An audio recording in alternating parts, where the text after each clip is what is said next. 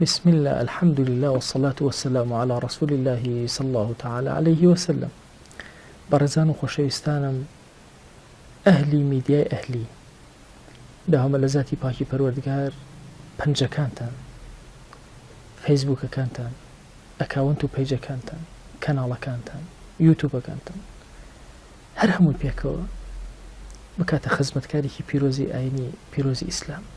بەڕێزەکان، زۆر کات شتی نەشیا و خراپمان بڵاو کردوتەوە.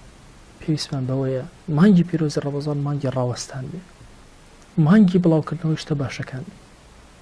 هەمووان پێکەوە ئەزانین ئەم میدیای ئەهلیە چەکێکی دووسەرە. ئەم پێویستمان بەوەیە کە هەمووان پێکەوە کارکەین لەسەر ئەوەی بە باری باشی هەڵبەین. کۆمەڵگەی ئێمە بەرگەی زۆر خراپە ناگرێ. هەموو خراپەیەک لەم نیشتیمانەی ئێمەدا ڕوو بدە، ئەگەر تۆ دەستەوە بێ بە بڵاوکردنە بەلایەکی بچووک لەسەر مەسئلەیەک، بە سیرکردن و زیادکردن و ڕەواژدان بە شتێک، ئللا گوناهباری لەوەدا، بە ناردنی بۆ خەڵک گوناهباری.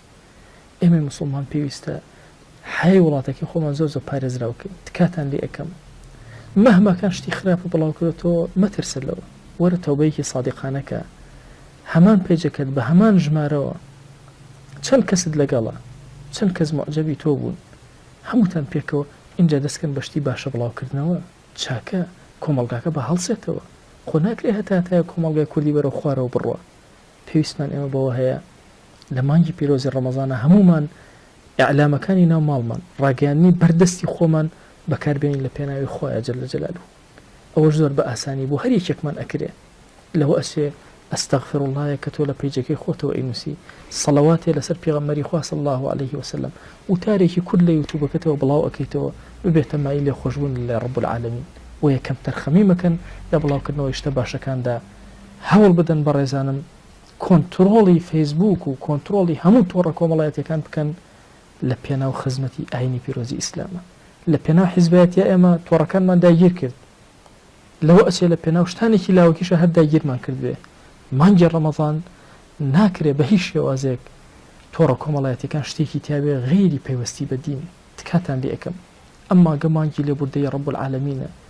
ناکرێ من لە مزگەوتە لێبوردەی خوا بەسەرمەدا بارێ و لە تۆڕە کۆمەڵایەتیەکانیشە غەزەبی خوا بەسەرمانەدا بارێ. ئومێد دەکەم هەمومان پێکەوە میلەتی کورد میلەتێکی موسڵمانە، پێکەوە هەوڵ بدەین جوانی ئیسلام بەیانکەین. ئەو کەسانێکەوە ئینگلیزیتان باش، ئەو کەسانێک عەرەبیتان باش، هەوڵ بدەن شتانێک بڵاوکەنەوە بە زمانی ئینگلیزی، بە زمانی تورکی، بە زمانی فارسی، بە هەر زمانێکی تر کە زمانەکان ئەزانن، بڵاوی کەنەوە و پێناسەی جوان جوانی ئاینی پیرۆزی ئیسلام بنووسن. لەوە ئەچێ وشەیەکی تۆ کە تەرجەمە ئەەکەی ڕۆژێک لە ڕۆژان بێتە سەبەبی هیدایەتی کەسێک، خوای گەورە دەرگای خێری زۆر لێ بکاتەوە بەهۆیەوە. خوایە هەر کەسێک جوانیەک، چاکەیەک، دینداریەک، خوا ناسێک لەناو تۆڕەکەی خۆیان بڵاو ئەکاتەوە. خوای گیان ئارامی ئەم دنیا ئەو دنیا بەسەریا بارێنە، سەرفرازی ئەم دنیا ئەو دنیای کە عاقبەتی پڕخێر کە یا ئەکرەم الأکرەمین لە بەهەشتا لەگەڵ پێغەمبەری خوا صلی الله عليه وسلم حەشریکە. آمين آمين والحمد لله رب العالمين، وصلى الله على سيدنا محمد وعلى آله وصحبه وسلم تسليما كثيرا أبدا إلى يوم الدين.